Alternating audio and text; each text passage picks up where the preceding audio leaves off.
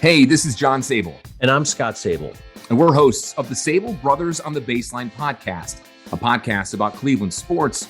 But this is not your typical podcast about the land's sports teams. Join us as we embark on a journey of sharing a unique and historical side of Cleveland sports history, with the help from some former Cleveland sports stars and other historical figures. John and I will dive deep into a side of Cleveland sports history that many fans are not aware of. Plus, we'll tackle current sports topics surrounding the Browns, Cavaliers, and Indians, and go behind the scenes with some of the land's top sports heroes right here on the Sabol Brothers on the Baseline podcast, all part of the Press Play Podcast Network. Like most Northeast Ohio natives, John and I grew up diehard Cleveland sports fans.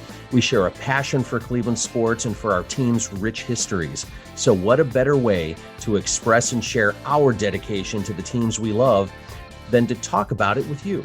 Scott and I have made our careers in television. Scott, a meteorologist in Cleveland, and I, a veteran sports anchor and reporter. So we bring our knowledge of the Cleveland sports scene and our TV experience right here to our very own podcast.